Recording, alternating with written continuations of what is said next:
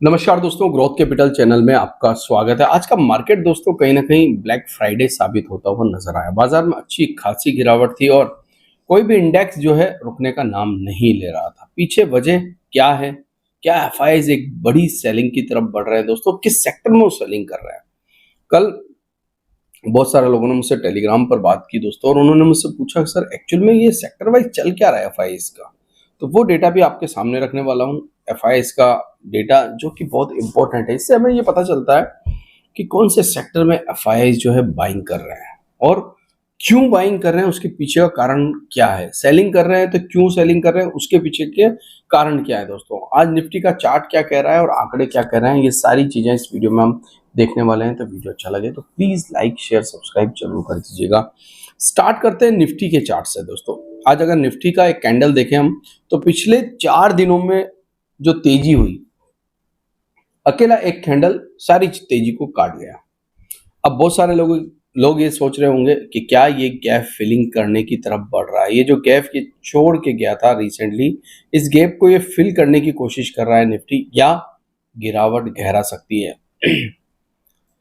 Chart के ऊपर support है दोस्तों, ऐसा नहीं कि सपोर्ट नहीं, और अच्छे सपोर्ट है।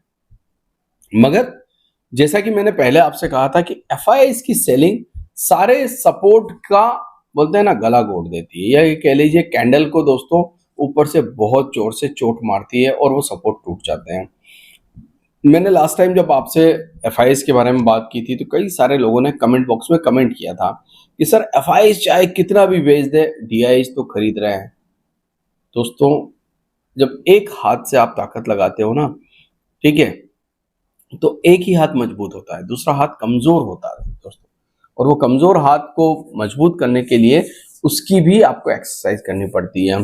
तो एक चीज तो आप ये जान लीजिए कि सिर्फ डीआईएस के खरीदने से मार्केट को ना तो ऊपर ले जाया जा सकता है, ना मार्केट को बचाया जा सकता है। उसके लिए या तो एफआईआईज की सेलिंग रुक जाए, या एफआईआईज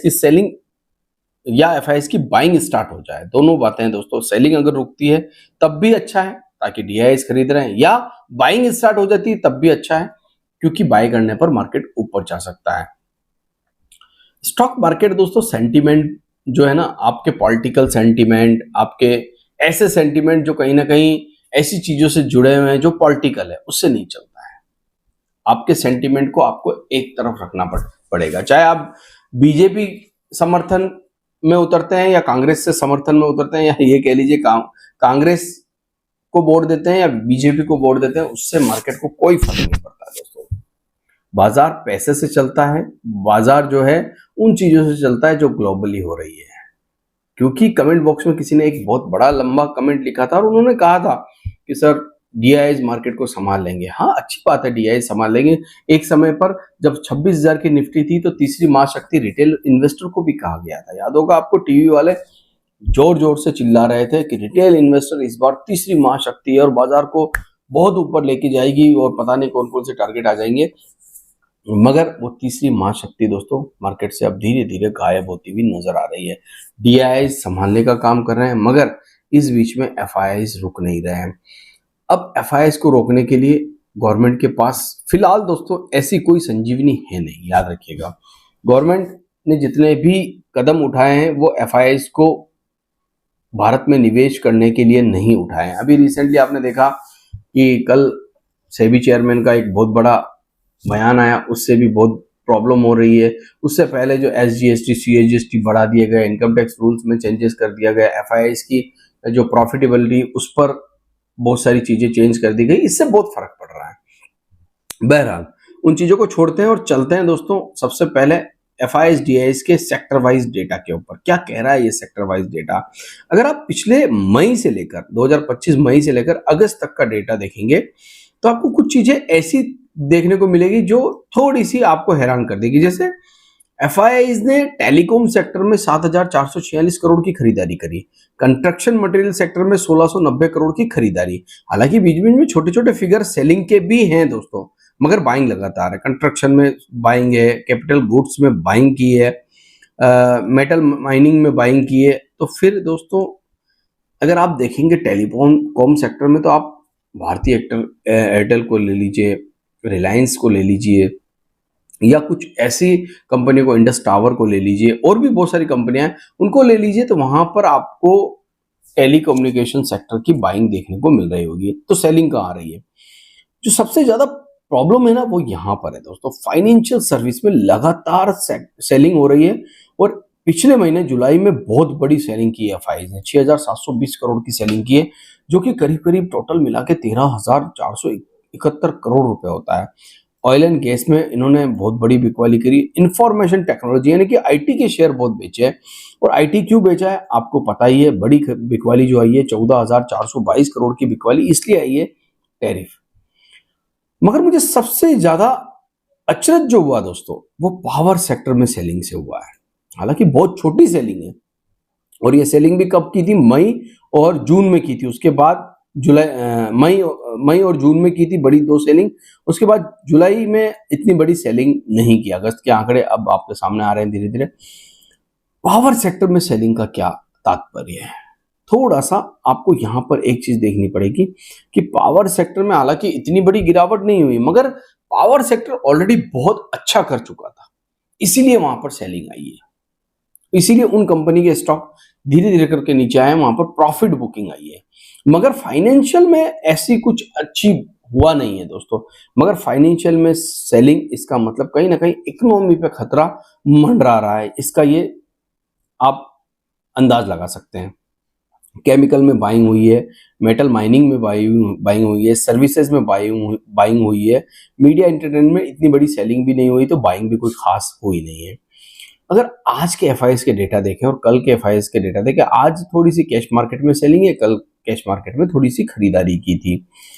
इसका मतलब ये कि कोई बड़ी सेलिंग हो नहीं रही है और बड़ी बाइंग हो नहीं रही है, तो फिर बेच कौन रहा है? आप एक चीज देखिएगा, आज के मार्केट में आपको अगर निफ्टी जबरदस्त गिरावट के साथ देखने को मिल रहा है, करीब करीब 200 पॉइंट, मगर आप एक चीज देखिए, मार्केट में सेलिंग इतनी बड़ी हुई ही नहीं आज, अगर मैं कैश की बात करूं तो। मगर दोनों ने बेचा कैश में, एफआईज ने भी बेचा, डीआईज ने भी बेचा। जैसे ही दोनों ने बेचा, मार्केट लगातार नीचे आ गया।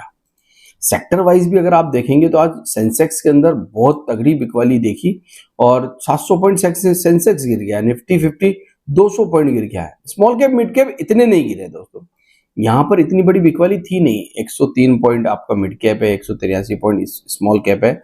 यहां पर बिकवाली कम थी, मगर जिन सेक्टर में बिकवाली थी वहां प्रेशर बहुत ज्यादा था। अगर निफ्टी की बात करूं तो सबसे ज्यादा सेलिंग आज निफ्टी में हमें देखने को मिली, और निफ्टी 42 शेयर जो ऐसे थे वो रेड में बंद हुए हैं, मात्र 8 शेयर ऐसे थे जो ग्रीन में बंद हुए हैं।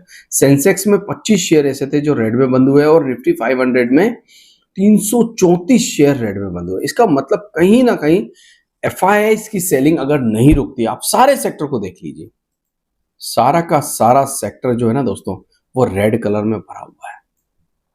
Nifty auto, energy, FMCG, IT, media, pharma थोड़ा सा बचाने का काम कर रहा था, बाकी सब जगह बिकवाली थी दोस्तों। और ये बिकवाली दोस्तों, आप माने या ना माने, इसके पीछे सबसे बड़ा कारण इस समय एफआईआईज है। अगर एफआईआईज की सेलिंग नहीं रुकती, और जो पैसा इंडिया से निकाला जा रहा है और साउथ कोरिया ले जाया जा रहा है, दूसरी जगह ले जाया जा रहा है, वहां इन्वेस्ट किया जा रहा है, छोटी इमर्जिंग मार्केट में जा रहे हैं, ब्राजील जा रहे हैं, अगर ये पैसा नहीं रुकता है तो बाजार में एक तगड़ा झटका लग सकता है। अभी हमारे पास 24,800 का एक सपोर्ट है, क्योंकि निफ्टी 24,870 से ऊपर। देखिए, लास्ट टाइम मैंने आपसे एक चीज कही थी कि हमारा नेक्स्ट टारगेट 25,200 है, ठीक है। मगर हुआ क्या, हम 25,200 के नजदीक जाकर, 25,150 के नजदीक जाकर प्रॉफिट बुकिंग के शिकार हो गए, क्योंकि निफ्टी की एक्सपायरी थी, और एक्सपायरी के दिन आपको पता ही है कुछ ना कुछ तो बड़ा होता है, वो देखने को भी मिला। अभी जो आज कैंडल बना है, ये बड़ा बिकवाली का फिगर लेके आया है दोस्तों। मतलब बड़ी बिकवाली आज हमने 4 दिन की जो तेजी थी वो एक झटके में गवा दी। अब हमारे पास 24,800 का एक इंपॉर्टेंट सपोर्ट बचा है क्लोजिंग बेसिस पर। अगर क्लोजिंग 24,800 को नीचे होने लगेगी तो हम एक बार रिटेस्ट करने के लिए फिर 24,600 की तरफ बढ़ जाएंगे। बहुत इंपॉर्टेंट सपोर्ट आपको 24,600 को ही मानना है, 24,800 को सपोर्ट नहीं मानना है। इंपॉर्टेंट इंट्राडे वालों के लिए, या जो छोटी मोटी ट्रेडिंग के हिसाब से सोचते हैं, उनके लिए 24,800 हो सकता है, मगर एक इन्वेस्टर के लिए 24,600 है। एक तरफ से पॉलिटिकली प्रेशर भी आ रहा है, मार्केट को ये भी याद रखना है, मैंने उसके ऊपर बहुत बार आपसे कहा है और आप भी आने वाले लाइव सेशन में हम इसके ऊपर डिस्कस भी करने वाले हैं। तो अगर आपको लाइव सेशन से जुड़ना है तो आप ज्वाइन बटन को दबा सकते हैं, ज्वाइन बटन नीचे है ताकि आप हमारे लाइव सेशन में जुड़ सकें। Thank you.